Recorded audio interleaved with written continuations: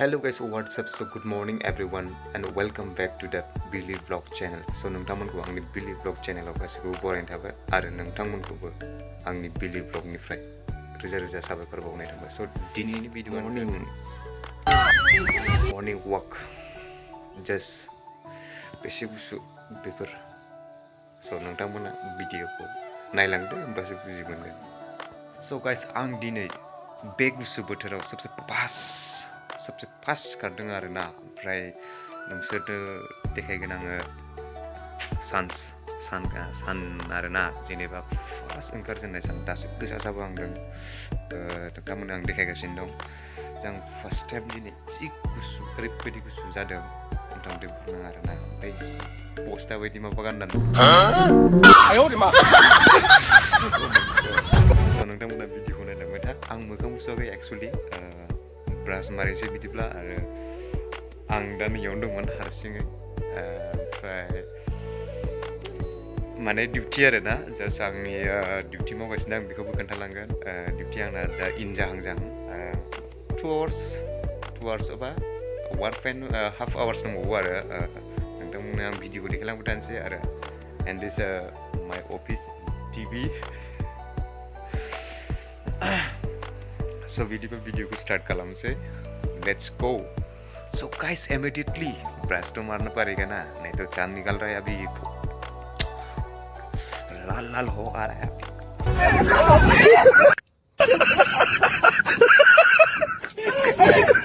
समझ रहे हो आप? समझ रहे हो? So guys, देखो मेरा बेड. Oh my god. ये है मेरा बेड. बेनो जाबाय आंनि बिसिना. जास्ट आं बेवहाय दसे ओरैनो टाइम गोलाव जायो आरो. गोलाव माने सिंखौ सियाराव जिरायबाय थानो बायो नालाय. ओमफ्राय बेनो आंनि बिगेल एन्ट्रि बुक. स' गाइस, आं हाथाइखौ फुथारनोसै एबार.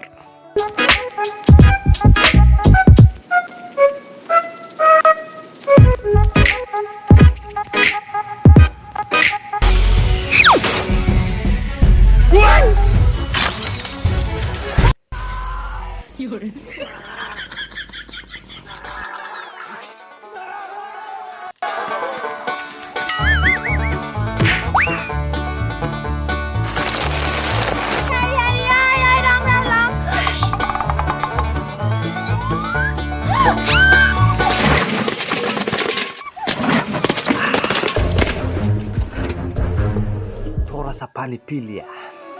देसी गुसु सिंजाता. वाह.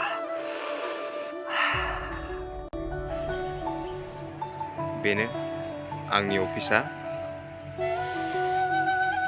इधर देखो मेरा ऑफिस. बिदिबा गुसुआव एसे थाबायनोसै.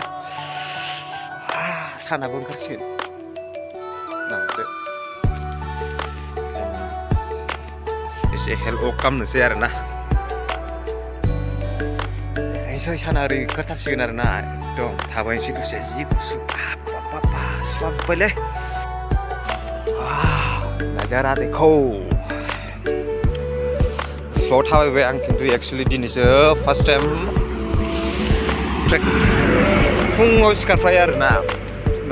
एक्सुवेलि फुङाव सिखारनायनि माबाया जाहैबाय, आंना रिजना जाहैबाय माने खनसेबो माने आङो सिखारफेराखै आरोना फुङाव. माने आङो सानखौ ओंखारजेननायखौ नुवाखैनो आरोना एक्सुवेलि. बेनिखायनो दिनै आं फार्स्ट टाइम माने ओरैहाय ओंखारगोन साना जायो. ओमफ्राय आं दसे थाबायबाय आरोना. हेल्प खालामनोसै दसे. एक्सुवेलि आंनाथ' डिउटिया दा जोबाखै जोबनायालाय. ओमफ्राय गारिया थांबाय गंसे. ओमफ्राय थेवब्लाबो एसे दसे खारना फैबावसै आरोना. हाबनानै थानोसै. गाइस, नायदो फुंनि भिउखौ माबायदि नुयो. नायदो एकदम फुं समाव बिराद फ्रेश मोनखायो आरोना. ओरैबायदि फ्रेश मोनो. आरो प्रेक्टिस खालामदो, खारदो. माने गुसु दिनाव बिराद इन्ट्रेस्ट नाङो आरोना. Oh my god. So guys जि गोजौ गोजौ जाबाय बे हाग्राया सिगां बिदि गैयामोन आरोना सिगां बेवहाय फौजिमोन आरो फौजिफोर थायोमोन ओमफ्राय दा बिनिफ्राय सोलायबाय आरो ओमफ्राय दा बे हाग्राया गाहाय गाहायथारमोन ओमफ्राय बिनिफ्राय साबसिन नुगोन आरो भिउसखौहाय दा सान ओंखारनायखौ नुहुरस्लाबनायसो नंलायलांला मबाइलाबो जिबायदि ल' क्वालिटिनिसो थेवब्लाबो नायसै नुहुरगोन ना नुहुरा आंथ' नुहुरबाय नोंथांमोनासो नुहुरगोन ना नुहुराखै स' गाइस साना माथो ओंखाराखै दाबो सानखौ नायनो होनना फैदोंमोन ओमफ्राय स्रां जालायथारबायसो माथो नै वाव असाम गुसुआबो खोमा सुहाबजोब्बाय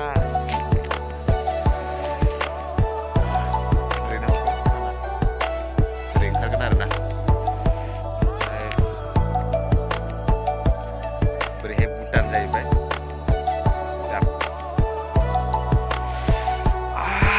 गाइस एक्सुवेलि दा आं हारसिंमोन अफिसाव ओमफ्राय दा मा होनो रावबो गैया दानि एसे फिसा खामानि थांबाय दा रावबो गैयाना दा थांफिननांसिगोन आङो दा नोंसोरनो देखायनो नाजानोसै दसे खारबायबो उदैयाबो एसे देरहांबायलै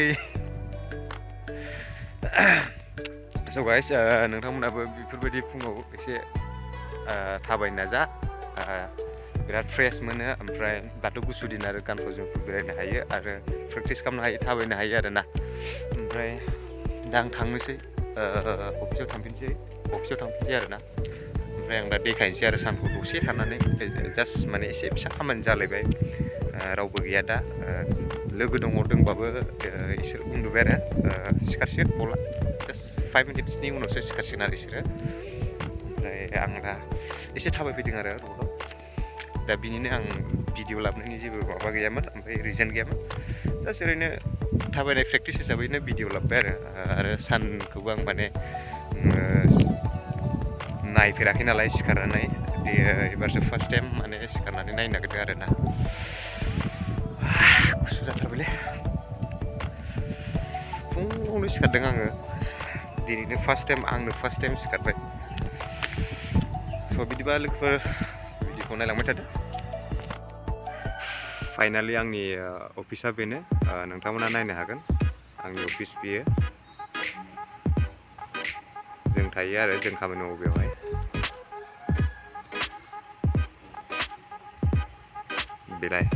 बेनो आरो आं दा एसे खोन्थालांबावगोन सो गाइस लाइट ऑफ करना पड़ेगा सुबह हो गया सो लाइट्स को ऑफ करता हूँ हो गया जाजोब्बाय आरो उनथिं दंबावो नै जोंना लोगोफ्रा डेन्जार उन्दुखायो खुम्बुखरनखा फाग्लासो नायलाय इनै हरसे उन्दुनानैबो थोखायाखै फाग्लासो ओंखायो आं डेन्जार गोजा इसोरो सानैया नोगोर उन्दुयो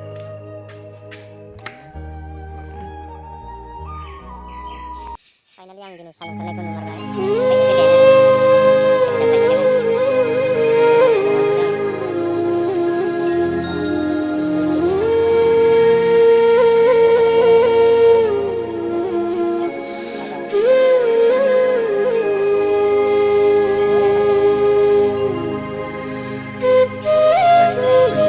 आंनि खामानिया बेनो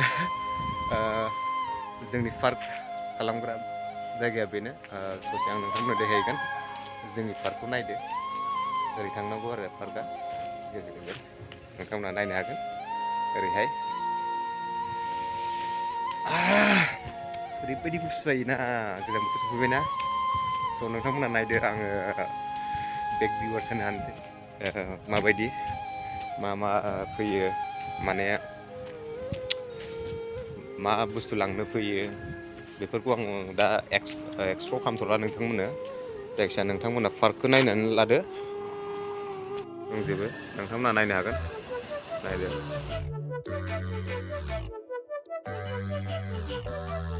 भुटान सिंनिफ्राय सामान बेफोरखौ आङो दा नोंथांमोननि सायाव जेबो एक्सप्ल'र खालामथ'ला उननि समाव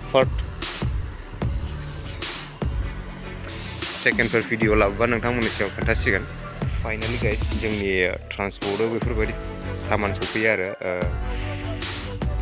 बेफोरबायदि गोजान गोजान जायगानिफ्राय सफैयो आरो ओमफ्राय बेफोरखौहाय जोंनि खाथियाव मोनसे भुटान फेक्ट्रि दं भुटान फेक्ट्रिनि सिङावहाय लाङो आरोना बेफोरबायदिनो माने गोबां बेलेग बेलेग प्रडाक्ट्सफोर फैयो सामानफोर फैयो बेयावबो मोनसे दंबावो थ' बेबायदिनो आरो जोङो बेवहाय खामानि मावो आरो बिदि आरो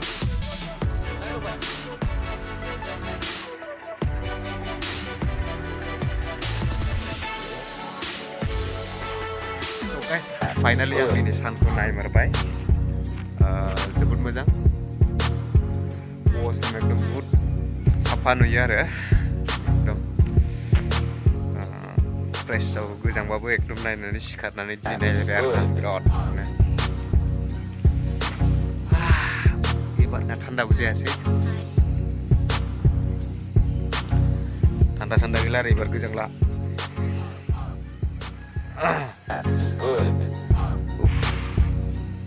सानखौ ओंखारनायखौ नायनानै जोबोद गोजोननाय मोन्दों आरो माइन्ड बुहुद फ्रेस मोन्दों फुङाव खारनानै ओमफ्राय बिदिनो प्रेक्टिस सम सम खालामबाय थागोन आंबो ओमफ्राय खालामनांगौ मानि थाखाय होनबा उदैफ्रा ओंखारो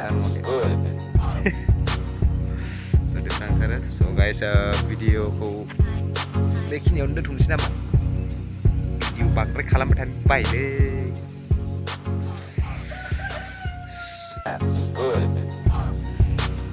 गाइस वीडियो को अगर अच्छा लगा तो like and comment and share and subscribe करो और बेल आइकन को ठोकना भूलना मत सीधा ठोक के चला जाना सो गाइस हेल्प करो सपोर्ट करो नोंथांमोनखौबो आंबो सपोर्ट खालामबाय थागोन